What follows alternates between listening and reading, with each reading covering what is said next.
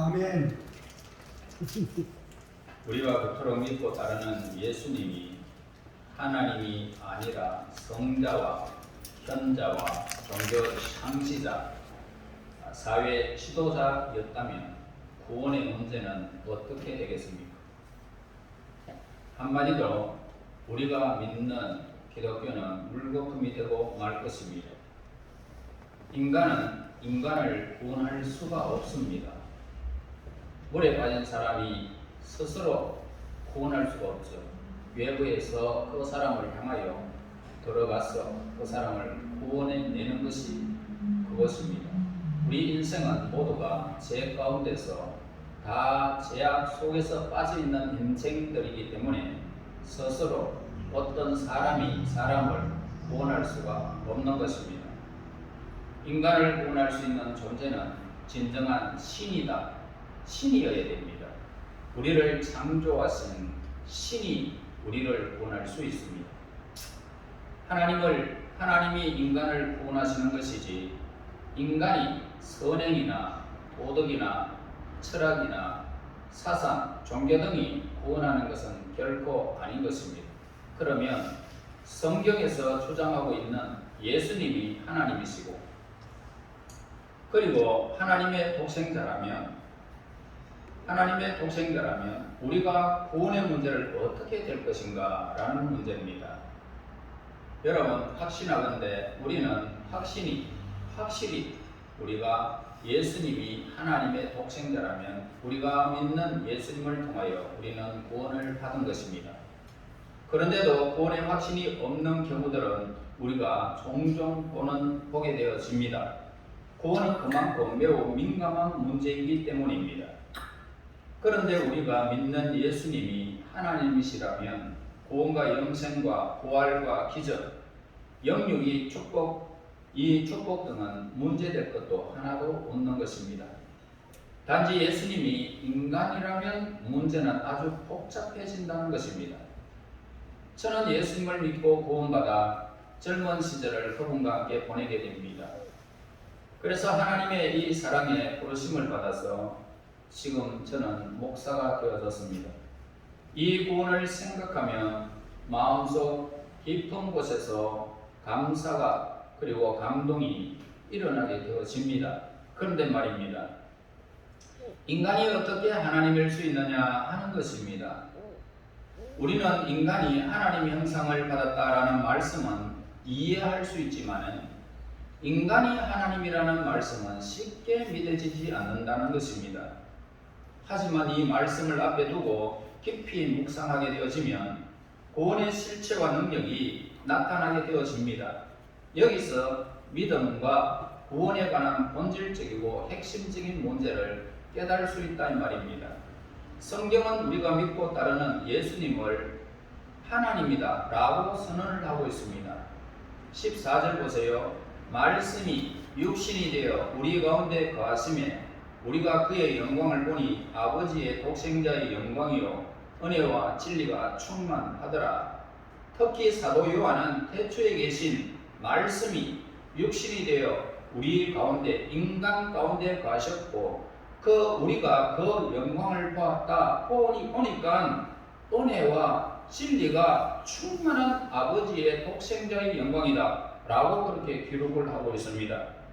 우리는 일부러 시간을 내어 기회가 있을 때마다 이 말씀을 자주 읽고 묵상해야 할 필요가 우리에게 있습니다. 좋은 말씀이구나 하고 그냥 지나칠 것이 아니라 밤이나 낮이나 항상 읽고 가슴에 새겨 두어야 하는 그런 말씀이 오늘 본문의 14절의 말씀입니다. 성경은 하나님을 인격체로 묘사를 하고 있어요.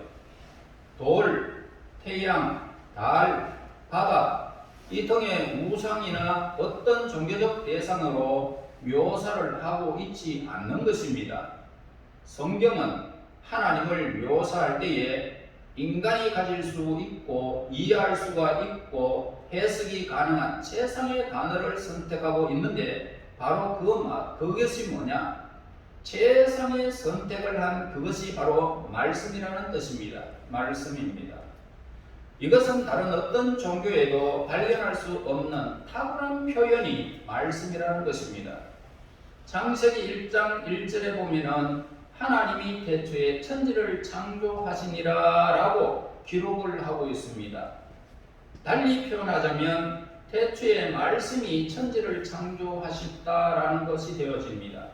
그래서 하나님의 창조 사역을 1절에서 말씀하시면서 가라사대 이러시되 라고 말합니다. 이것이 바로 말씀입니다. 빛이 있으라 말씀이 선포한 것입니다. 그 말씀이 태초에 천지를 창조하신 그 말씀이 하나님이 창조하셨는데 이러시되 하고 이르렀던 빛이 있으라고 선포했던 그 말씀이 하나님이신데 그 말씀이 우리 가운데 거하셨다는 것입니다.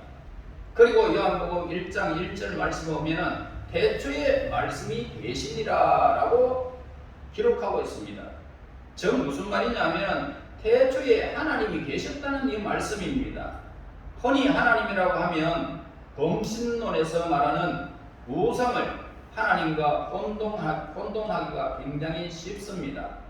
그래서 성경은 야훼의 하나님, 절대자 하나님, 창조주 하나님, 인격적인 하나님 그렇게 오늘 표현을 하고 있습니다.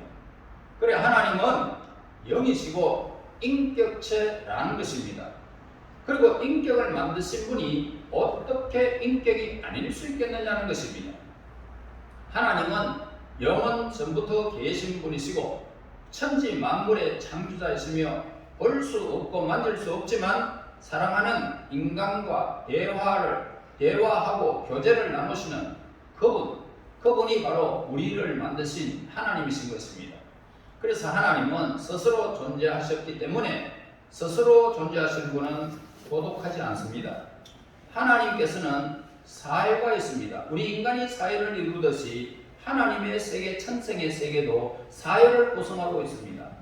인간에게도 사회를 주어 서로 교통을 만드셨습니다.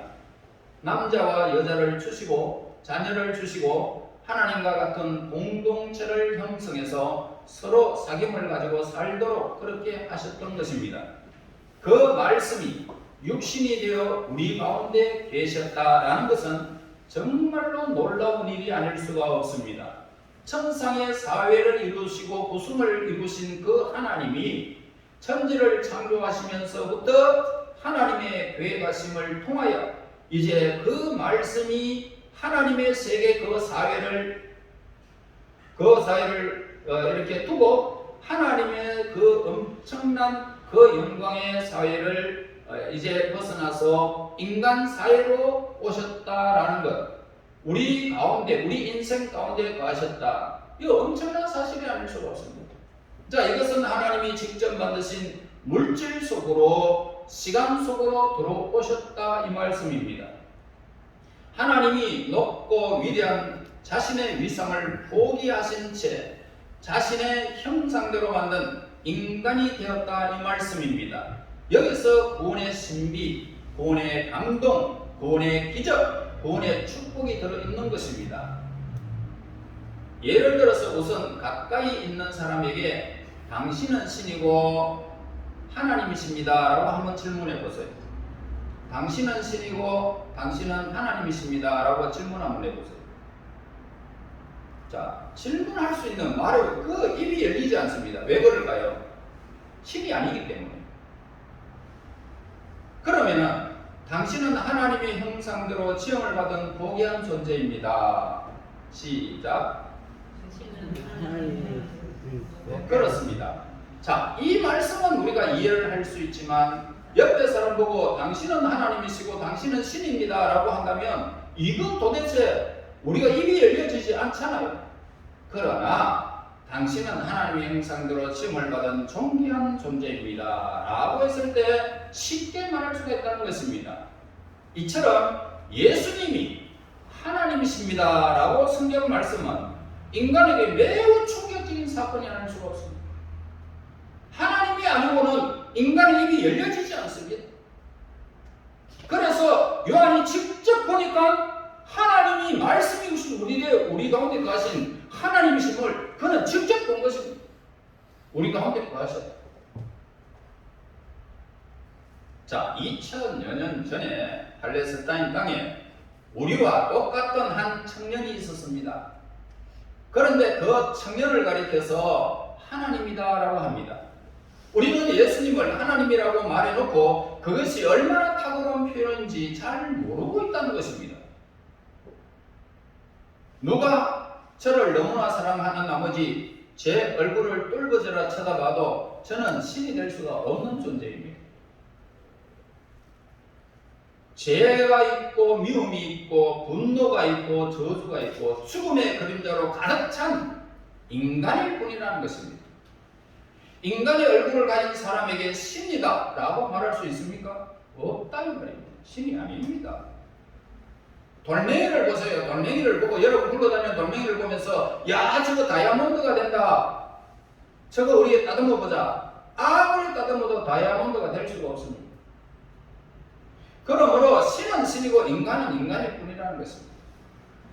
그런데 성경은 예수님의 영광이 곧 하나님의 영광이다 라고 말씀하고 있습니다. 예수님이 하나님이시기 때문에 그렇게 우리 인간이 말할 수 있다는 말입니다. 죄가 없는 완전한 인간을 상상할 수 있느냐는 말입니다. 죄가 없는 인간은 바로 예수님밖에는 없었습니다. 우리는 예수님의 얼굴에서 하나님의 얼굴을 볼 수 있어야 하는 것입니다. 예수님 당시 사람들은 그분에 대해서 양극의 태도를 취하고 있었습니다. 예수님이 하나님임을 발견하고 따르는 사람들과 그런 사실을 모르고 그분을 십자가에서 못 박아 죽인 그런 사람들로 양분되어집니다. 우리는 예수님을 경배하고 찬양하며 예배합니다. 예수님이 베푸시는 구원을 받고 우리는 놀라운 변화를 경험한 사람들입니다. 우리가 알지 못하고 깨닫지 못했던 것들을 실제로 우리는 체험을 하고 있다는 말입니다. 우리가 성경을 이해할 때 열쇠가 되는 것은 한 가지밖에는 없습니다. 즉 예수님이 하나님이시라는 이 진리를 믿는 것밖에는 없습니다. 그 믿음을 가질 때 창세기에서 요한계시록의 성경의 한눈에 모두가 다 볼 수 있는 영안이 다 열리게 되어 있습니다. 예수님이 하나님이시라는 이 사실을 믿는다면 성경 창세기에서 계시록까지 그 말씀의 모든 축소된 말씀들이 다 한눈으로 다 이해할 수 있다는 거예요. 여러분 예수님이 하나님임을 믿지 않는다면 성경 말씀에 의심이 생깁니다. 갈등하게 된다는 것입니다. 과연 이것이 사실일까? 라고 갈등하게 되어 있습니다. 그러나 예수님이 하나님이시라는 사실을 믿게 된다면 성경에서 어떤 기록도 모두가 다 이해될 수 있습니다. 하지만 분명한 것은 예수님은 하나님이시고 하나님의 독생자이심을 분명한 사실입니다.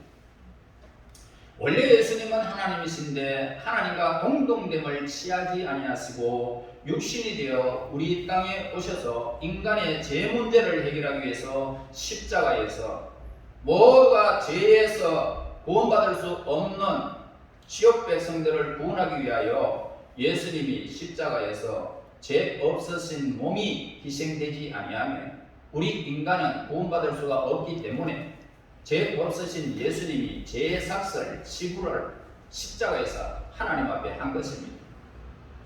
하나님께서 그 죄의 삭을 예수님을 통해서 받으시고 예수님을 믿는 자는 다 이 법 아래서 내가 너희들을 구원하겠다고 선포하신 것입니다.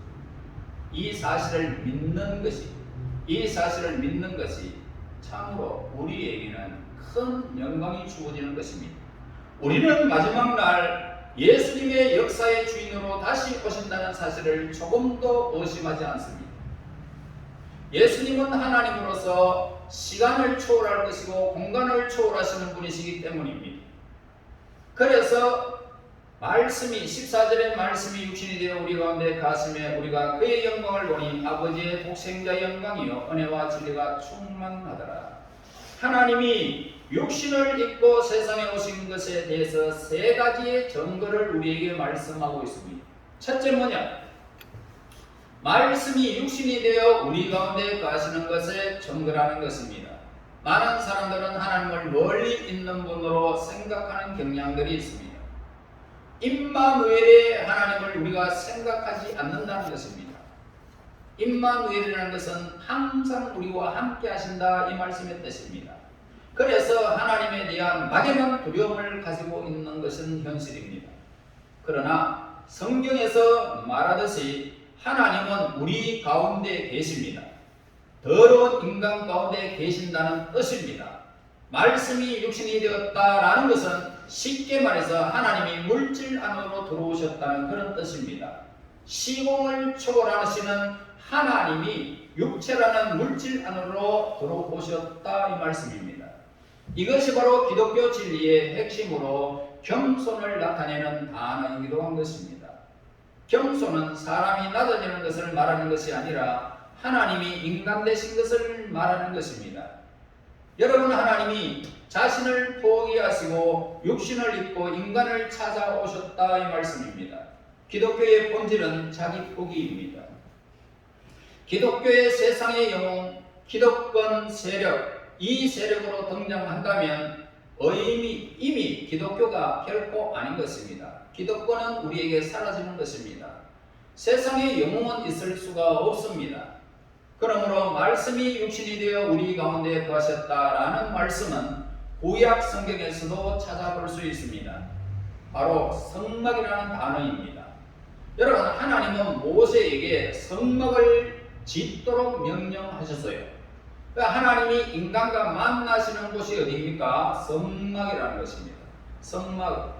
그래서 인간은 짐승을 잡았습니다. 피를 뿌립니다. 그래서 그 짐승의 피가 쏟아져서 죽음을 당할 때에 인간의 죄가 용서를 받는다는 그런 뜻입니다. 그래서 이제 그 피뿌름을 통해서 우리 하나님의 백성들이 이제 그 인간의 죄가 이 짐승의 죄를 짐승이 죽음으로 대신했기 때문에 하나님께 나아갈 수 있는 제도가 성막 제도라는 것입니다. 그래서 하나님은 인간의 죄를 용서하신 후에야 인간을 만나 주시는 것입니다. 그러므로 성막은 인간이 하나님을 만나는 죄의 용서를 받던 곳, 그것이고 희망과 용기를 얻었던 곳이 바로 성막이었습니다. 그러나 이제 예수님이 육신을 입고 이 땅에 오셔서 감히 이제 친히 성막이 되신 것입니다.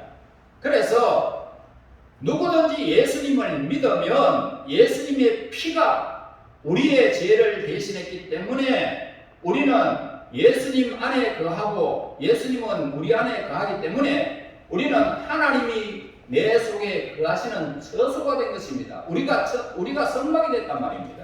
예수님의 성막 안에 우리가 들어가 버린 것입니다. 그래서 우리는 예수님의 피뿌림을 통해서 하나님과 만날 수 있는, 교제할 수 있는 이런 하나님의 자녀가 된 것입니다. 이것이 말씀이 육신이 되어 우리 가운데 거하셨다는 그런 뜻이에요. 할렐루야. 그 다음에 두 번째입니다. 예수님의 영광을 보니 그랬습니다. 예수님의 영광을 보니 아버지의 독생자의 영광이다라는 증거를 우리에게 보여주고 있습니다. 그러니까 육신을 입고 이 땅에 오셔서 우리 가운데 거하시는 예수님의 얼굴에 하나님의 영광의 강체가 나타났다 이 말씀입니다. 영광은 곧 빛입니다. 이는 사람의 빛이 아니라 하나님의 빛이라는 것입니다. 우리는 예수님의 얼굴을 바라볼 때마다 그 빛을 발견할 수가 있습니다. 그 빛은 영광이고 치유하며 그 빛은 예수님을 보는 그 빛은 예수님을 있는 그 빛은 우리의 구원이라는 것입니다. 예수님의 얼굴에 영광이 없다면 그분은 그저 평범한 인간에 불과한 것입니다. 하지만 예수님의 얼굴에는 하나님의 영광이 가득했다는 것입니다. 빛은 그림자가 없잖아요. 빛은 어두움이 없잖아요. 그 빛이 바로 죄가 없으신 예수님을 상징하는 것입니다. 하나님이십니다. 죄도 어두움도 없다는 것입니다. 하나님의 영광은 죄나 어두움이 없는 곳입니다. 그림자가 없어요.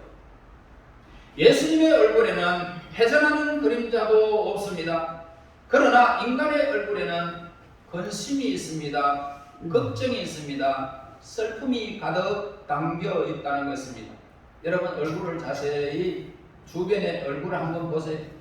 얼굴을 한번 자세히 보면은 재가 있고 주름살도 있고 슬픔도 있고 근심도 있고 걱정도 있고 슬픔도 있습니다.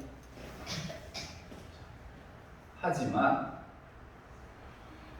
인생은 그늘이 있고 웃음 뒤에 포도비 묻어 있지만 예수님의 얼굴에는 아버지의 독생자의 영광이 가득하였다는 것입니다. 이 독생자의 영광은 성부와 성자와 성령의 삼위일체에서 성자의 영광을 말하고 있는 것입니다. 우리는 예수님한테서 아버지의 독생자의 영광을 보게 되었던 것입니다. 어떤 사람은 하나님의 아들이 예수님이시므로 하나님이 가장 높고 그 다음에 예수님이 높다라는 여호와 정인식으로 해석하는 사람이 있습니다. 하지만 성부와 성자와 성령 하나이고 그 지위는 동등한 것입니다. 예수님 앞에 기도할 수 있고 하나님 앞에 기도할 수 있고 성령 앞에 기도할 수 있습니다. 모두가 동등한 위치에 있습니다. 각각 성부의 영광과 성자의 영광이라는 차이가 있을 뿐이다. 우리가 단어만 사용한다 이 말이에요. 단어만. 그러나 동등하다는 사실을 우리는 잊어서는 안 될 것입니다. 독생자의 영광이라는 말의 뜻이 뭐냐? 원어에서는 두 가지 뜻이 있어요. 하나는 말 그대로 독생자의 영광이요, 또 하나는 독특한 영광이라는 그런 뜻입니다. 하나님의 독생자 예수님의 영광은 그 어떤 것과도 비교할 수 없을 정도로 독특하고 특이하다는 것입니다. 예수님의 얼굴은 하나님의 얼굴이었습니다. 독특한 영광의 얼굴이었습니다. 2000여 년 전이 지난 지금도 예수님의 얼굴을 보게 되면 누구나 감격할 수밖에 없습니다. 만약 예수님의 그냥 실제 모습을 우리가 보았다면 얼마나 좋았겠습니까? 예수님을 믿는다는 것을 실감하게 될 것입니다. 우리 안에 거하시는 예수님을 만나는 것이 바로 그분을 믿는 일이라는 것입니다. 많은 사람들이 전도를 통해서 예수님을 영접한 후에 공허함을 느끼는 것이 일반적인 현상입니다. 그것은 아무 생각 없이 예수님을 믿었다는 그런 증거이기도 한 것입니다. 여러분, 그래서 신앙생활이 굉장히 힘든다 이렇게 말합니다. 믿으면서 낙심하는 것은 독생자 영광을 본 적이 그에게는 없기 때문에 그렇습니다. 하나님의 아들이신 예수님은 우리와 함께 동거하고 있습니다. 그분은 세상 끝날까지 우리와 항상 함께 있으마 라고 하나님의 독생자의 영광을 우리에게 주어진 것입니다. 그래서 우리는 독생자의 영광을 예수님을 통하여 경험할 수가 있는 것입니다. 그 다음에 세 번째로, 예수님에게는 은혜와 진리가 충만한 증거를 우리에게 가르쳐 주고 있습니다. 여러분, 생명으로 빛으로 오신 예수님 안에는 두 가지의 영광이 있었지 않습니까? 바로 은혜와 진리라는 것입니다. 먼저 은혜의 영광은 뭡니까? 영원한 사랑을 말하고 있는 것입니다. 영원한 사랑. 조건 없이 무제한적으로 주어져 함구할 수 없는 사랑을 말하고 있습니다. 여러분, 예수님의 얼굴에는 은혜가 넘쳐 우리에게 쏟아진다는 그런 뜻입니다. 어떤 허물도, 어떤 죄악도, 어떤 죄인도 예수님 안에는 용서가 안 되는 것이 없습니다. 믿으면 구원받는 것입니다. 우리의 얼굴에는 시기가 질투와 어두움이 있습니다. 그러나 예수님을 만난 사람들의 얼굴에는 예수님의 영광이 그들에게 주어지더라는 것입니다. 예수님을 만난 자들의 그 얼굴에는 영광이 주어져요. 그것은 하나님의 사랑의 손길을 언제나 우리 위에 임하시기 때문이라는 것입니다. 밤낮으로 보잘것없는 우리를 보살펴 주시기 때문입니다. 그것은 예수님의 얼굴에 아무 조건 없이 흐르는 은혜의 영광 때문이다 이 말씀입니다. 다음으로는 진리의 영광입니다. 진리는 무엇을 말하고 있습니까? 진실을 말하고 있습니다. 진실. 진리라는 것은 진실이다. 거짓과 가장과 속임수가 없는 것을 말하고 있습니다. 성경에서는 장사나 사업을 하는 사람들은 조금도 저울능금이나 양심을 속이는 사람들이 많습니다. 법원은 공정한 재판을 원칙으로 합니다. 하지만 우리는 불공정한 그런 판결을 종종 보게 되는 것입니다. 억울한 판결이 나올 때가 많습니다. 인간의 지식과 학문은 불완전하기 때문입니다. 하지만 예수님의 말씀은 완전합니다. 진실합니다. 15절 보세요. 요한이 그에게 대하여 증언하여 외쳐 이르되 내가 전에 말하기를 내 뒤에 오시는 이가 나보다 앞선 것은 나보다 먼저 계심이라 한 것이 이 사람을 가리킴이라 하니라. 세례 요한은 예수님에게 은혜와 진리의 영광을 보았던 것입니다. 사도 요한도 예수님에 대해서 은혜와 진리가 충만했다라고 고백을 하고 있습니다. 16절 보세요. 우리가 다 그의 충만한 데서 받으니 은혜 위에 은혜로라. 우리가 예수님을 발견하는 순간 하나님의 넘치는 은혜를 경험하게 된다는 사실을 우리에게 알려주고 있습니다. 17절과 18절 보세요. 율법은 모세로 말미암아 주어진 것이요 은혜와 진리는 예수 그리스도로 말미암아 것이라. 원래 하나님을 본 사람이 없으되 아버지 품속에 있는 독생하신 하나님이 나타내셨느니라. 아멘. 여러분, 우리는 예수님으로 인해서 우리는 구원을 받았어요. 영원한 생명을 얻었어요. 천국의 영광이 우리에게 주어졌어요. 무슨 일이 있어도 이거는 변함이 없어요. 여러분, 그래서 우리는 위로를 받습니다. 수많은 고통을 겪으며 괴로움을 당하며 인생사를 살아가면서 우리가 이렇게 위로를 받고 평안을 누리면서 영원한 영광 가운데 천국에서 예수님의 영광을 누리게 되는 사람임을 우리는 기억하면서 그 엄청난 고통을 참는 것입니다. 인내하는 거예요. 이것이 무한한 사랑으로 얻어지는 우리의 구원입니다. 영원히 변치 않는 하나님께서 우리에게 허락하신 예수님 안에서 우리에게 주어진 구원이라는 말입니다. 여러분, 그분은 여러분과 함께 거하실 것이고 세상 끝날에 여러분을 데리러 이 땅에 다시 오실 것입니다. 여러분들을 모두 하나님의 사랑으로 영접하여 드리는 그 날이 우리에게 나타나는 날이 오게 될 것입니다. 이제 그 날이 다가오고 있으니 여러분 얼굴에 예수님의 영광으로 가득 채우기 바랍니다. 그분의 영광이 우리에게 임하면 어두움이 사라집니다. 불안함이 사라집니다. 지약이 없어집니다. 하나님의 영광의 독생자의 영광이 우리에게 임하면 우리에게는 천국의 영광 평안의 은혜가 우리에게 임할 것이고 그 은혜와 진리가 충만함으로 우리의 삶을 이끌어가게 될 것입니다. 예수님 안에서 영광 가운데 안식하시기를 예수님의 이름으로 축원합니다. 하나님 은혜 감사합니다. 하나님 감사합니다. 허물과 죄로 죽었던 저희들 예수 그리스도의 보배로운 피로 우리를 보석하시고 그 성막 아래 우리를 인도하신 하나님께 영광을 드립니다.